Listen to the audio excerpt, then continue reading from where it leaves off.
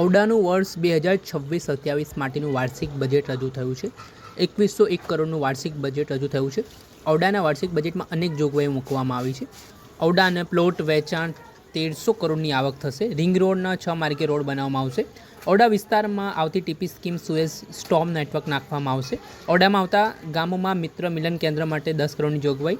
સાથે જ LIG2 પ્રકારના નવા મકાનો બનાવવા 45 કરોડની જોગવાઈ. તળાવ બનાવવા માટે 100 કરોડની જોગવાઈ. ગામતળમાં ધોબીઘાટ CC રોડ સહિતના કામો માટે 32 કરોડની જોગવાઈ કરવામાં આવી છે. તેના મામલે શું કહી રહ્યા છે ઔડા કમિટીના ચેરમેન DP દેસાઈ, તેમને સાંભળ્યા. આજ રોજ ઔડા ખાતે મળેલ બોર્ડ બેઠકની અંદર આગામી નાણાકીય વર્ષ 2026-27ના વર્ષનું અંદાજપત્ર બોર્ડ સમક્ષ રજૂ કરવામાં આવેલું હતું, જેમાં વિવિધ વિકાસના કામો કરી શકવા માટે 3119.83 એટલે 3120 કરોડની લગભગ આવક મળવાનો અંદાજ રજૂ કરવામાં આવેલો હતો. અને તેની સામે વિવિધ વિકાસના કામો માટે 3101.73 કરોડના વિકાસ કામો કરવા માટેનું આમ 18.10 કરોડની પુરાંતવાળું બજેટ રજૂ કરેલું છે અને જે બોર્ડ દ્વારા સર્વાનુમતે મંજૂર કરવામાં આવેલું છે.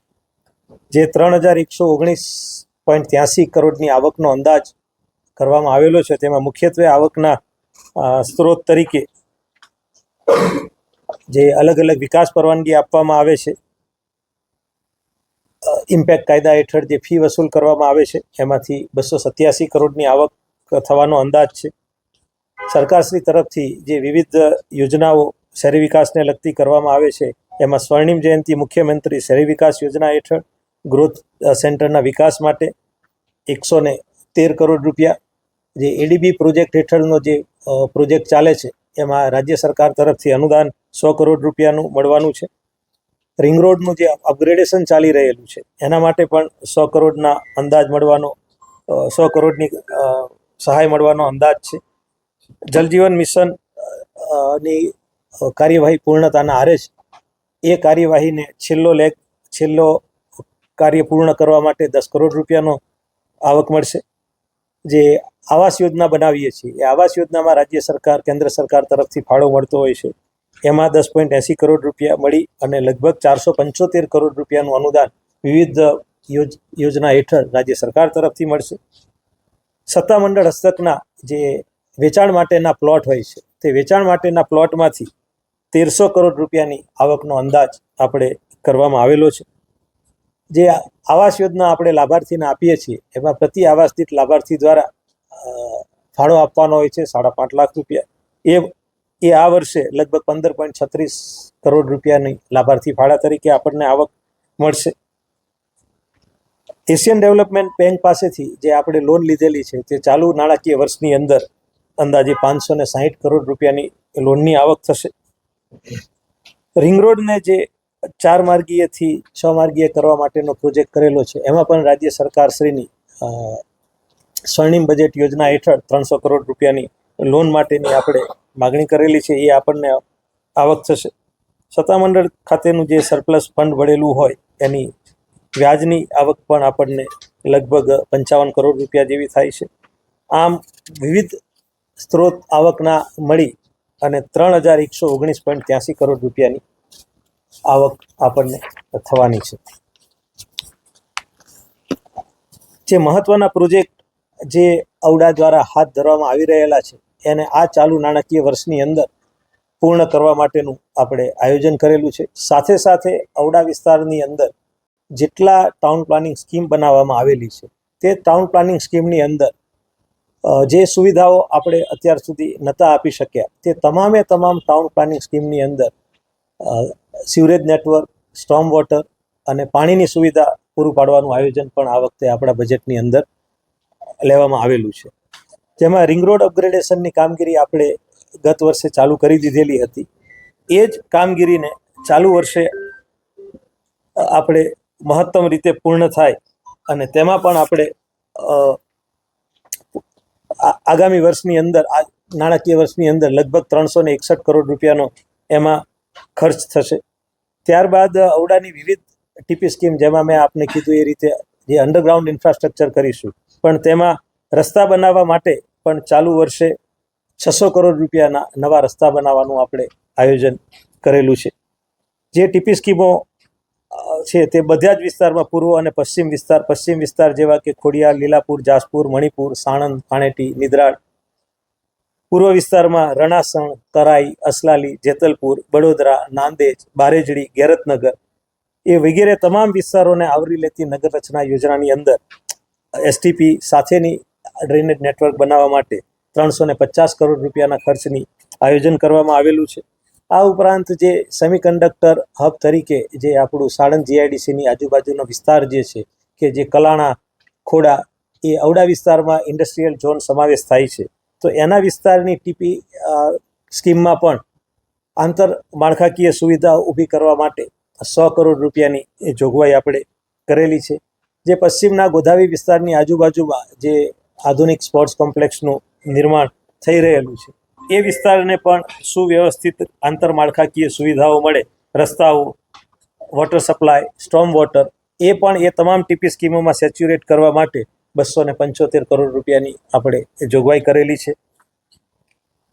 આ ઉપરાંત સાણંદ કલાણા વિસ્તારમાં રોડ માટે પણ 150 કરોડ રૂપિયાની જોગવાઈ આપણે હાથ ધરેલી છે. કરાઈની અંદર પણ એક મોટું સ્પોર્ટ્સ કોમ્પ્લેક્સ આપણું બનવા જઈ રહેલું છે, તો એ વિસ્તારને રોડ રસ્તાઓ અને ખાસ કરી અને ડ્રેનેજની સુવિધાઓ પૂરી પાડવા માટે 20 કરોડ રૂપિયાનું આયોજન આપણે હાથ ધરેલું છે. સાણંદ ખાતે ટીપી સ્કીમની અંદર એક આપણને લગભગ 80 થી 90 હજાર ચોરસ મીટર જેટલો મોટો સ્પોર્ટ્સ માટેનો પ્લોટ છે. એમાં આગામી વર્ષે પીપીપીના ધોરણે એનો વિકાસ કરવા માટેનું આયોજન કરેલું છે. એના માટે પ્રાથમિક રીતે આપણે 10 કરોડ રૂપિયાની જોગવાઈ બજેટની અંદર કરી દીધેલી છે. ઔડાની વિસ્તારની અંદરના આવતા ગ્રામ્ય વિસ્તારો છે, નાના જે ગામતળ વિસ્તારો છે, એમાં સદભાવના ગ્રામોત્થાન ફંડ હેઠળ મિત્ર મિલન કેન્દ્ર માટે પણ 10 કરોડ રૂપિયાની જોગવાઈ કરવામાં આવેલી છે. રિંગ રોડ ઉપર બ્રિજ ચાલે છે, તે સિવાય ઔડા વિસ્તારમાં અલગ અલગ વિસ્તારની અંદર ચાલુ બ્રિજની કામગીરી અને નવા બ્રિજ માટે રૂપિયા 150 કરોડની જોગવાઈ હાથ ધરેલી છે.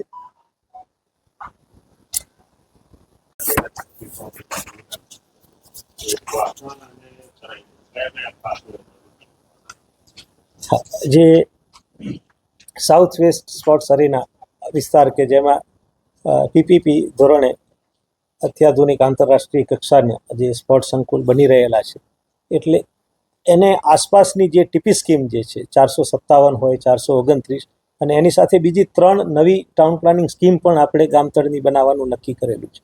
આ તમામ ટાઉન પ્લાનિંગ સ્કીમની અંદર આપણે તમામ પ્રકારની આંતરમાળખાકીય સુવિધા બનાવીશું. એને ડ્રેનેજનું નેટવર્ક પણ પૂરું પાડી દેવામાં આવશે. એના ટેન્ડર પણ બહાર પડી ગયેલા છે. આવતા નાણાકીય વર્ષથી એનું કામ પણ ચાલુ થઈ જશે. અને એમાં પ્રથમ વખત 457 ટીપી સ્કીમની અંદર આપણે યુટિલિટી ડક્ટ એટલે કે જે ઇલેક્ટ્રિકના વાયર હોય, ગેસની પાઇપલાઇન હોય, ડેટા કેબલ જતો હોય, એના માટે એક ડેડિકેટેડ ડક્ટ પણ આપણે આપીશું. એવા પ્રકારના ટેન્ડર બહાર પાડી અને તેમાં સુવિધા પૂરી પાડીશું. કરાઈ સ્પોર્ટ્સ કોમ્પ્લેક્સની અંદર તો આખી જે સરકારે આના માટેની અલગ કંપની બનાવેલી છે, Gujarat sport infrastructure development company, એના બજેટના માધ્યમથી આખી સુવિધા ઊભી થશે. પરંતુ કોમ્પ્લેક્સની બાજુમાં જે ઔડાનો કરાઈનો વિસ્તાર આવેલો છે, એ કરાઈના વિસ્તારની અંદર આપણે એને ડ્રેનેજની સુવિધા પૂરી પાડવા માટે હાલ આપણે બજેટની અંદર જોગવાઈ કરેલી છે. અને એને ત્યાં સુધી લઈ જતો એક ટીપી રસ્તો છે, એને ડેવલપમેન્ટ કરવા માટેની આપણે જોગવાઈ કરી દીધી.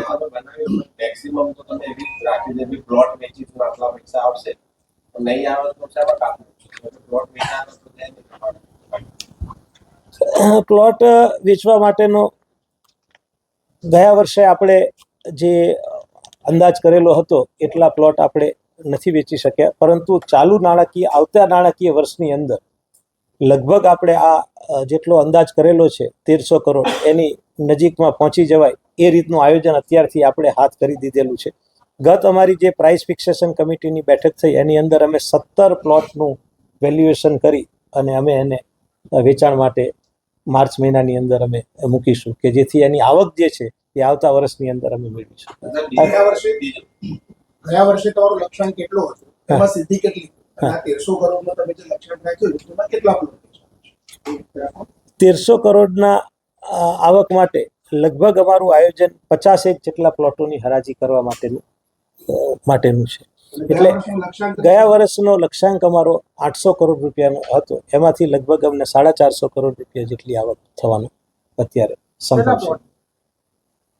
એક્ઝેક્ટ સંખ્યા તો મને નથી. આ શ્વાસામાં જે ડેવલપમેન્ટ એમાં મેટ્રો રેલ કોર્પોરેશન સાથેનું કોર્ડિનેશન ખરું, કારણ કે એ લોકો પણ રૂટ લાંબો ત્યાં કરવાનું પ્લાનિંગ કરી રહ્યા છે. હા, એ આપણે પાછળથી બધું તોડફોડ કરીને પછી વ્યવસ્થા થાય એવું કંઈ?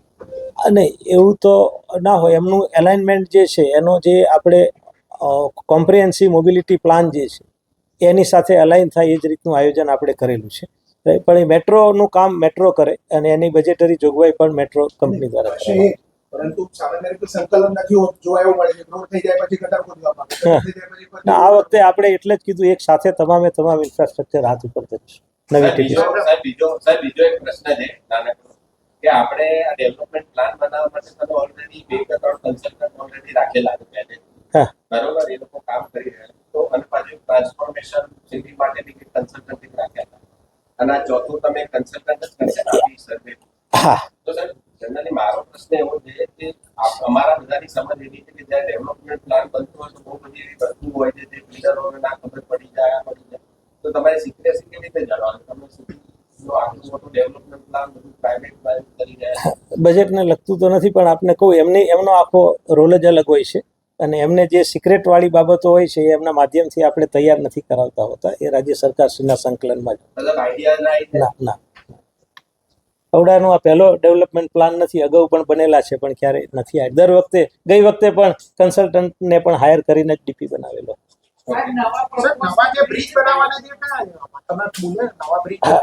એક આપણો જે કલોલ ખાતેનો જે 60 મીટરનો જે રોડ અત્યારે બની રહેલો છે, 6 લેન રોડ બનેલો, એના કેનાલ ઉપરના બ્રિજ બનશે અત્યારે. એટલે જે અત્યારે જે છે મેજર બ્રિજ કોઈ નથી, પણ માઇનર બ્રિજ બધા કેનાલ ઉપરના છે જે કનેક્ટિવિટી અત્યારે કરી રહ્યા છે. જે વિસલપુર બાજુ આપણે અત્યારે જે નવું એસટીપી બનાવી રહેલા છે 45 મીટરના રોડ, એની ઉપર આપણે એક બ્રિજ બનાવવાનું આયોજન છે. પછી અંડરપાસ જે ધોલેરા એક્સપ્રેસ વેને ક્રોસ કરવાનો થશે મારો ટીપી રોડ, રાઈટ, તો ત્યાં આગળ એક વેહિક્યુલર અંડરપાસનું સ્ટ્રક્ચર બનાવવાનું થશે વિસલપુરની ટીપી. હા, સનાથલ વિસલપુરની ટીપી.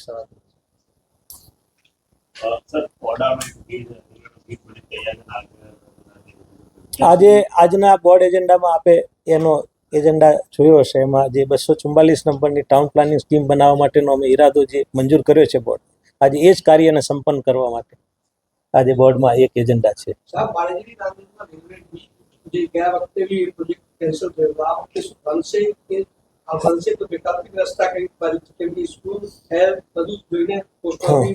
કેલ્સીને 299 એ રેલવેના સાથે એ બ્રિજ આપણે એનું આયોજન કરેલું છે. બ્રિજ રેલવે બનાવવાનું છે અને રેલવે ઉપરથી જે બ્રિજ પોર્શન બની જાય પછી જે આપણા ટીપી રોડ ઉપર એનો એપ્રોચ રોડ ઉતરશે એની પણ મંજૂરી આપણે ઔડાએ આપી દીધેલી છે અને રેલવે દ્વારા લગભગ ટૂંક સમયમાં એનું બજેટ પણ એમને આયોજન કરી દીધેલું છે. એટલે આવતા નાણાકીય વર્ષમાં એ બ્રિજનું કામ પણ ચાલુ થઈ જશે. Thank you. ઔડા આવાસ યોજના હેઠળ 268 LIG-2 પ્રકારના આવાસોનું નિર્માણ કાર્ય ચાલુ કરેલું છે. એના માટે આવતા વર્ષે 45 કરોડ રૂપિયાની જોગવાઈ કરવામાં આવેલી છે. ઔડા વિસ્તારના વિવિધ વિસ્તારમાં આવેલા તળાવ અને બગીચાઓના વિકાસ માટે આ વર્ષે 100 કરોડ રૂપિયાની જોગવાઈ કરવામાં આવેલી છે. સદભાવના ફંડ હેઠળ મિત્ર મિલન કેન્દ્ર ઉપરાંત અન્ય વિકાસના કામો જેવી રીતે ગામતળ વિસ્તારની અંદર ખૂટતી ગટર લાઇન હોય, ધોબી ઘાટ બનાવવાના હોય, સંરક્ષણ દિવાલ બનાવવાની હોય, તેમને અંદરના આંતરિક સીસી રોડ બનાવવાના હોય, એના માટે પણ 32 કરોડ રૂપિયાની જોગવાઈ કરવામાં આવેલી છે. સાણંદ ખાતે એક લાઇબ્રેરીનું મકાન બનાવવા માટેનું આયોજન કરેલું છે. એ મકાન માટે રૂપિયા 3 કરોડની બજેટની જોગવાઈ કરવામાં આવેલી છે. ઔડા ભવનના નિર્માણ માટે અમે દર સાલની જેમ આ વખતે પણ 20 કરોડ રૂપિયાની જોગવાઈ અમે કરેલી છે. 10 કરોડની જોગવાઈ કરેલી છે અને જે અમને સેલ માટેના પ્લોટ મળે છે એનો નિભાવણી થઈ શકે, એને સાચવી શકાય, સુરક્ષિત રાખી શકાય એટલા માટે 20 કરોડ રૂપિયાની જોગવાઈ કરવામાં આવેલી છે.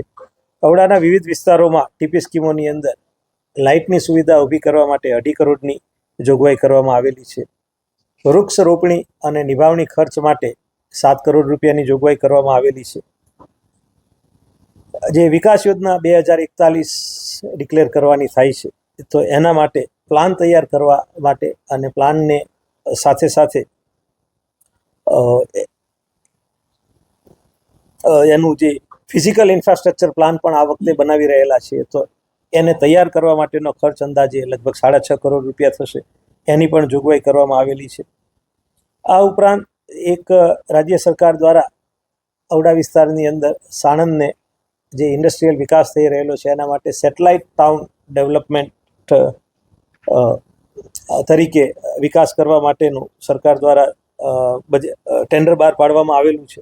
તો એને પણ મેચ થઈ શકે એટલા માટે સાણંદમાં આવતી તમામ ટીપી સ્કીમ 1 થી 10B સુધી ઇન્ફ્રાસ્ટ્રક્ચર ડેવલપમેન્ટના તમામ રસ્તાઓ કાર્યનું આયોજન હાથ ધરી દીધેલું છે. અને સાણંદની ટીપી સ્કીમમાંથી પસાર થતો લગભગ 7 કિલોમીટરની લંબાઈનો જે 60 મીટરનો આઉટર રિંગ રોડ છે સાણંદનો, એના પણ કમ્પ્લીટ સ્ટ્રીટ સાથે ડેવલપમેન્ટ કરવા માટેની જોગવાઈ કરવામાં આવેલી છે. મણિપુર ગોદાવીની જે 429 ટીપી સ્કીમ જે છે એમાં પણ કમ્પ્લીટ સ્ટ્રીટ સાથે, જેમાં સાયકલ ટ્રેક હોય, ફૂટપાથ હોય, એ કામ પણ પૂરા કરવા માટેનું આયોજન કરી દીધેલું છે. હાલમાં એક VIP રોડનું કામ આપણે ચાલુ કરી દીધેલું છે અને પૂર્ણ કરવા માટે આગામી નાણાકીય વર્ષની અંદર બજેટરી જોગવાઈ કરવામાં આવેલી છે. આમ 26-27ની અંદર કુલ 3101.73 કરોડના ખર્ચ માટેનું બજેટ આજે બોર્ડ સમક્ષ રજૂ કરવામાં આવેલું હતું, જે બોર્ડ દ્વારા સર્વાનુમતે મંજૂર કરવામાં આવ્યું છે. Thank you.